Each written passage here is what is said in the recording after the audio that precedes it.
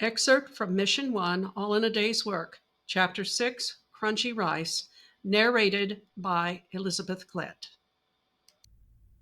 The occupant of apartment 4A, Sean O'Donoghue, otherwise known as Mr. O.D., followed a specific routine every morning.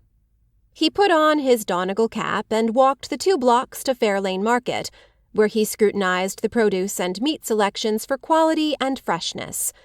He flirted with the cashier, then carried his bag of groceries home and up the 4 flights of stairs.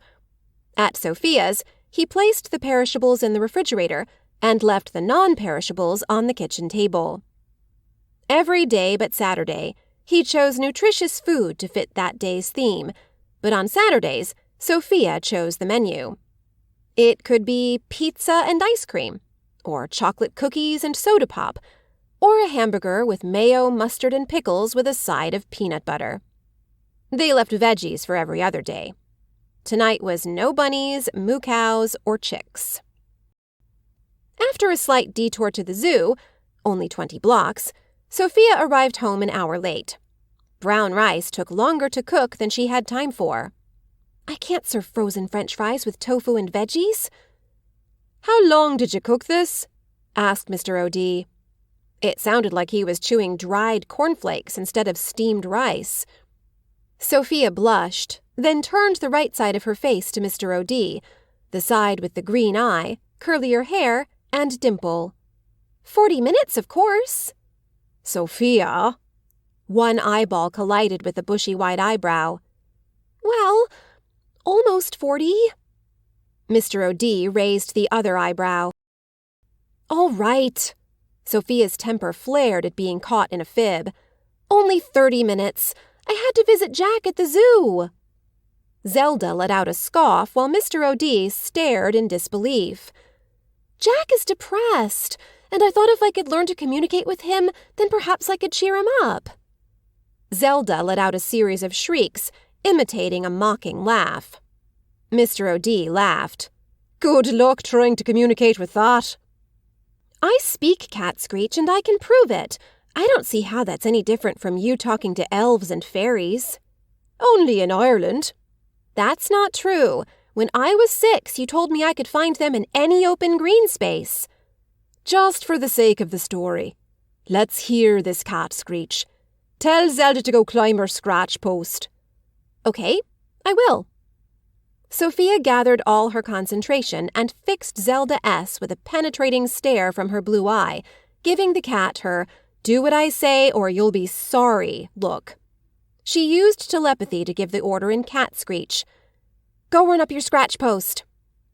Are you kidding me? If any adult finds out that you telepath and cat screech, you'll get a one-way ticket to Bellevue. With that, Zelda flicked her tail like a human snaps their fingers, turned and swished her way back onto the sofa. She kneaded Sophia's homework into a comfortable nest and fell asleep. That was cat screech, huh? Yes, but that doesn't mean she does what I say. Sophia was quite angry with Zelda S. and flashed her a quite hateful look. Zelda opened one emerald eye halfway, then made herself even more comfortable. Mr. O.D. gave a full belly laugh. That cat never obeys an order, so I think I'll get rid of that post.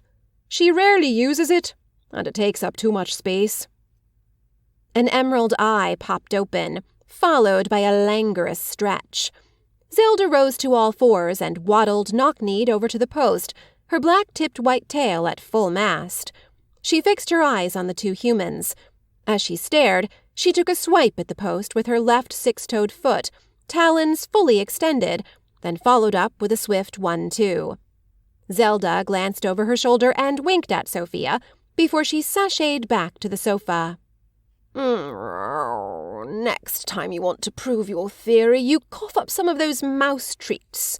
Even better, get me a real mouse to play with. It gets boring around here. You sleep 24/7. What difference does it make? Sophia picked up the dinner dishes and carried them to the sink. Then take me to the zoo with you and Pedro. Yeah, right. Oh my God, Pedro, I forgot to text him about the raven." Mr. O'D got up to leave, and Sophia gave him a hug as he walked out. "See you tomorrow," he said. "Good night, Mr. O'D." Sophia knew that once inside his front door, Mr. O'D would burrow into his old plaid rocker, reading tales from Yeats and fairies from the book on his lap. He didn't know she knew this, but she had her way of finding out everything. She pulled out her phone. "You are never going to believe who I met at Jack's." "Spill it. You want me up all night?" "Nighty-night."